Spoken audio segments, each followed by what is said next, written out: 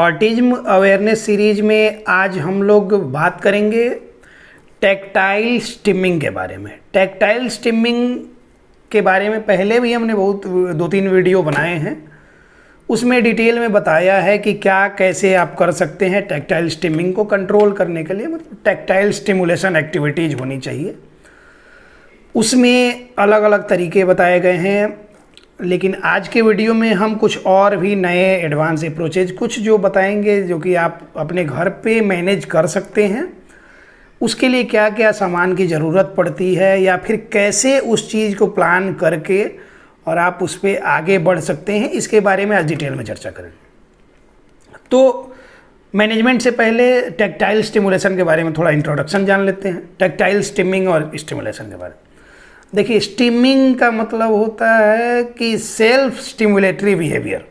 अब self stimulatory behaviour क्या कि जैसे अगर आप फिल्म देखते हैं तो होता है ना कि आपका कोई फेवरेट हीरो है, पर्दे पे जैसे आया अचानक से सीटी और ये निकलने लगा अंदर का, आपका एकदम से एक एनर्जी निकल के बाहर आती है, वो भी स्टिमिंग ही है, सेल्फ स्टिमुलेटरी बिहेवियर है वो। आप स्टिमुलेट हो गए खुद से, ये कुछ सोच के, कुछ बाहरी स्टिमुलस देख के आप स्टिमुलेट हो गए उससे। इसी तरह से बच्चे भी करते हैं कि कुछ नई चीज़ें देख के या फिर जो चीज़ें वो नहीं देखे हों उस तरह का कुछ अनएक्सपेक्टेड कुछ देख के वो अंदर से पूरा ये हो जाते हैं, कभी एक्साइटेड हो जाते हैं, उसमें हैंड फ्लैपिंग करना शुरू करते हैं और या फिर चिल्लाना शुरू करते हैं या फिर कुछ भी उस तरह का रिएक्शन, वियर्ड जो रिएक्शन आता है वो होता है स्टिमिंग, सेल्फ स्टिमुलेटरी बिहेवियर। अब टैक्टाइल स्टिमिंग में क्या होता है, टच से रिलेटेड जो इश्यूज होते हैं उनको टैक्टाइल स्टिमिंग बोलते हैं, जिसमें कि बच्चे देखते हैं कि आप एक्साइटेड होकर वो हैंड फ्लैपिंग भी करते हैं। इसके अलावा कुछ बच्चों का होता है ना कि tactile hyper sensitivity, over sensitivity कुछ बच्चों में होती है, टैक्टाइल हाइपो सेंसिटिविटी भी बच्चों में होती है। तो जिनमें टैक्टाइल हाइपर सेंसिटिविटी होती है वो क्या है कि किसी भी चीज़ को छूना ही नहीं चाहेंगे, किसी भी चीज़ से अगर हल्का सा ये कर दिया जाएगा वो खींच लेंगे हाथ, ब्रशिंग करने में, ये करने में, उन सब में वो हाथ खींचते हैं या फिर कहीं भी ये किया जा रहा है उनको गुदगुदी लगेगी, ओवर सेंसिटिव है। हाइपो सेंसिटिविटी जहाँ होती है उसका मतलब हाइपर मतलब होता है कि ज़्यादा, हाइपो मतलब होता है कम। तो हाइपो सेंसिटिविटी जहाँ जहाँ होगी उसमें tactile seeking behaviour, tactile seeking nature होगा।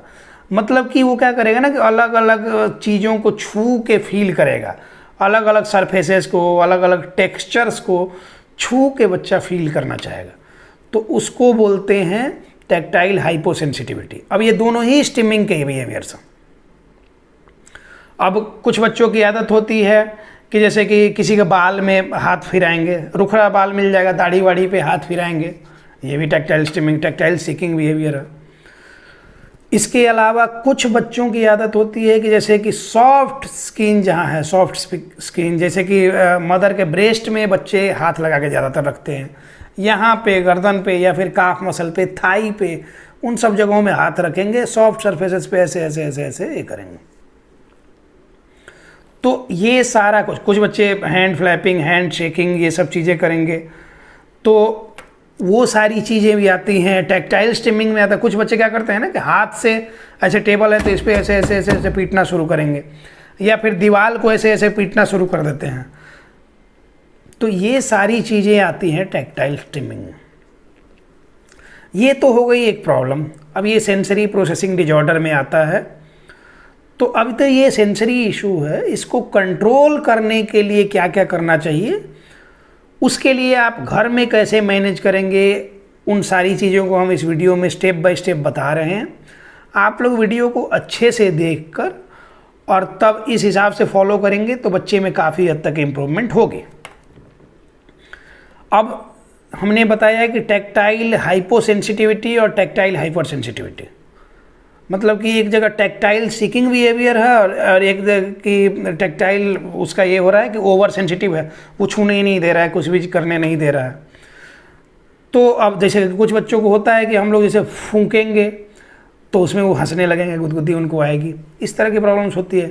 किसी को है कि किसी वो टैक्टाइल सीकर हो रहे हैं, वो सीकिंग बिहेवियर, वो रफ सरफेस को, सॉफ्ट सरफेस को, गीला गर्म, उसके बाद से सूखा, गर्म ठंडा, ये सारी चीज़ें टच करना चाहते हैं, छू छू के फील करना चाहते हैं। जिस तरह का बिहेवियर आएगा उनमें, जिस तरह का इशू होगा, उसी के हिसाब से उसका मैनेजमेंट होगा। अब पिछले वीडियो में जो टैक्टाइल स्टिमुलेशन का वीडियो हमने बनाया था उसमें बताया था कि जैसे आप अलग अलग तरह के बच्चे टैक्टाइल इशू हैं बच्चे में, तो उनको कंट्रोल करने के लिए क्या करना चाहिए कि अलग अलग टेक्सचर का स्टिमुलस देना चाहिए, अलग अलग टेक्सचर का टच। अब अलग अलग टेक्सचर में क्या होता है, जैसे ये आप देखिए, ये आप देख रहे हैं, ये एक वेस्टिबुलर बोर्ड टाइप में ये है, छोटा सा है। इस पे बच्चों को खड़ा करके बैलेंसिंग भी कराया जा सकता है, ऐसे इसको उल्टा करके और ऐसे ऐसे ऐसे ऐसे। तो वेस्टिबुलर स्टिमिंग को भी कंट्रोल करने के लिए यूज किया जाता है। लेकिन इसमें स्पाइक्स जो निकले हुए हैं, ये स्पाइक्स जो निकले हैं, इन पे आप बच्चों को हाथ रखवा के थोड़ा इस पर दबाने का ये करेंगे तो ये भी टैक्टाइल स्टिमुलेशन हो रहा है, क्योंकि इसमें स्पाइक्स ऑलरेडी निकले हैं। तो ये एक स्टिमुलस दे रहा है, ये थोड़ा सा नुकीला सा है, तो ये एक अलग फीलिंग देगा। ये एक टच का फीलिंग है, थोड़ा पेनफुल स्टिमुलस भी हो सकता है। तो बच्चे के लिए ये यूजफुल होता है जिनमें टैक्टाइल स्टिमिंग का नेचर होता है। ठीक है, तो एक ये चीज़ हो गई। ये आप ऑनलाइन ख़रीद सकते हैं, अमेजन वगैरह पे मिलता है। इसके अलावा अभी मेरे पास एक आप ये देख रहे हैं, ये वुडन बॉल है एक्यूप्रेशर वाले सेंटर्स में, या फिर ऑनलाइन एक्यूप्रेशर का सामान आप खरीदेंगे तो उसमें ये आपको मिल जाएगा। ये क्या है कि एक तो ये इसको हाथ में दबाने से क्या होता है कि बच्चों का जो ये जो हमारा intrinsic muscle of the hand है, ये वीक होने की वजह से बच्चों में प्रॉपर ग्रिप नहीं आती है, तो ग्रिप के लिए भी फंक्शन करेगा ये। और टैक्टाइल स्टिमिंग का नेचर है तो उसके लिए भी ये एक अलग तरह का, जैसे ये एक नुकीला सा ये था, ये थोड़ा अलग तरह का आपको टेक्सचर देगा। तो ये भी बच्चों को अगर करवाते हैं तो उससे हैंड ग्रिप का फंक्शन भी डेवलप होगा और टैक्टाइल स्टिमुलेशन भी मिलेगा बच्चे को। ये दो चीज़ें तो हो गई। इसके अलावा आप डिफरेंट टेक्सचर के मैट्स वगैरह, जैसा मैंने बताया था कि ग्रास वाला कारपेट आता है, उसी तरह का अलग तरह का कारपेट आता है, आप वो सब रख के उस पर हाथ रखवाएं, बच्चे का पैर रखवाएं, उस पर चलवाएं, उसको व्हील बैरो वॉकिंग वगैरह करवाएं। तो वो सारी चीज़ें जब आप करवाते हैं तो धीरे धीरे टैक्टाइल स्टिमुलेशन मिलता है बच्चे को, और उसको ओवर सेंसिटिविटी हो या अंडर उसकी सेंसिटिविटी हो, अंडर रिस्पॉन्सिबिलिटी हो, दोनों चीज़ों में वो काफ़ी यूजफुल होता है। इसके अलावा आप ये देखें, ये आप देख रहे हैं, ये टेक्सचर्ड कुशन है। अभी ये अलग, ये सेंसरी कुशन बोलते हैं इसको, सेंसरी कुशन है। अब ये वेलवेट टाइप का कपड़ा है, इसमें फोम डाला हुआ है, अलग ये है।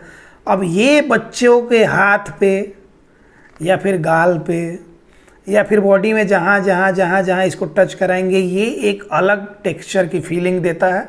और ये काफ़ी कामिंग और सूदिंग, मतलब कि काफ़ी रिलैक्सिंग एक्टिविटी हो सकता है बच्चों के लिए। जो इरिटेटेड भी रहते हैं उनके लिए भी ये यूजफुल है। ये हाथ के लिए भी यूज किया जा सकता है, पूरी बॉडी के लिए यूज किया जा सकता है। तो ये काफ़ी कामिंग एक्टिविटी हो सकता है, सूदिंग हो सकता है इस तरह के बच्चों के लिए। जो ज़्यादातर इरिटेटेड रहते हैं उन बच्चों के लिए ये काफ़ी इफेक्टिव है। ये ऑनलाइन भी आपको मिल जाएगा। अभी ये देखें आप, इसमें अलग टेक्सचर आपको दिख रहा होगा, तो ये अलग फीलिंग देगा। ये भी बच्चों को इस तरह के करने के लिए, इसको टच करने के लिए, इसको प्रेस करने के लिए, हैंड ग्रिप भी डेवलप करने के लिए ये यूज किया जा सकता है। तो ये हो गया। इसके अलावा अभी आप देख सकते हैं, ये जूट का बोरा जो होता है उसी टाइप में ये इसका ये बनाया हुआ, उसी तरह का थोड़ा रफ सा है भी ये एक अलग टेक्सचर देगा, अलग फीलिंग देगा। तो ये भी यूज किया जा सकता है। ये आप देखें, एक तो देखने में ये काफ़ी अच्छा सा है और एक टॉवेल सा ये इसका ये है, तो ये एक अलग फीलिंग देगा बच्चों को।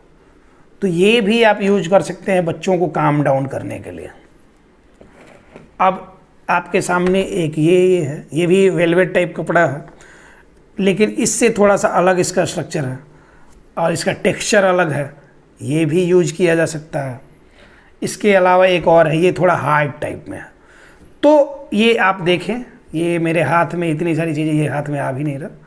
ये जो भी है ये सारे सेंसरी कुशन्स हैं। ये सेंसरी कुशन आप मंगा के बच्चों को इससे भी एक्टिविटीज़ करा सकते हैं, काफ़ी यूजफुल होता है, बच्चों को काफ़ी इससे बेनिफिट मिलेगी, काफ़ी वो काम डाउन स्थिर होते हैं और वो एंजॉय भी करते हैं इस तरह की एक्टिविटीज़ को। तो ये सब एक्टिविटी जब इंक्लूड करेंगे आप और ऑनेस्टी के साथ फॉलो करेंगे इन सब चीज़ों को, बच्चों के लिए कुछ ना कुछ क्रिएटिव आपको करते रहना होगा, क्योंकि ये रिहैबिलिटेशन का पार्ट है। तो रिहैबिलिटेशन लंबे समय तक जाता है, टाइम टेकिंग प्रोसेस है। तो आपको समय समय पर नई नई चीज़ें सीखती रहनी चाहिए और सही चीज़ें सीखनी चाहिए, सही जगह से सीखनी चाहिए।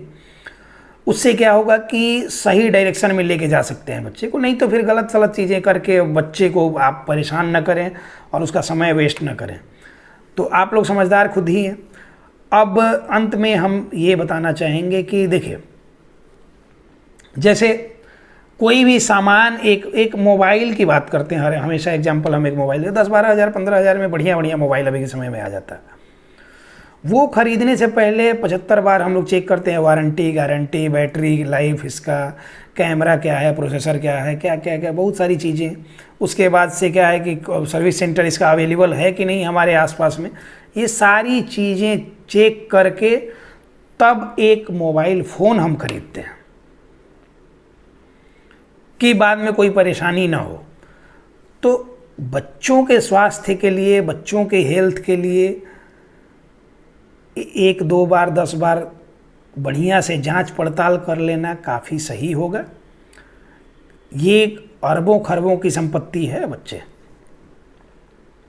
तो एक निर्जीव चीज़ को खरीदने के लिए हम इतना सारा ये करते हैं। और बच्चों के लिए उनके फ्यूचर को ध्यान में न रखते हुए, फ्यूचर को इग्नोर करते हुए किसी भी चीज़ को देख के गलत सलत बच्चों में कराना, गलत जगहों में चले जाना, गलत लोगों के पास फंस जाना और फिर बाद में अपना नुकसान करना, ये कभी भी ना करें। इसीलिए हम बोलते हैं ना कि चूज वाइजली, मतलब कि दिमाग लगाइए और सही चुनिए। बच्चे के लिए क्या सही है एक्टिविटीज़, उन एक्टिविटीज़ को ये कीजिए। ये नहीं कि यूट्यूब पे फ्री में अवेलेबल है तो कुछ भी ले लें, कभी भी ये नहीं करें।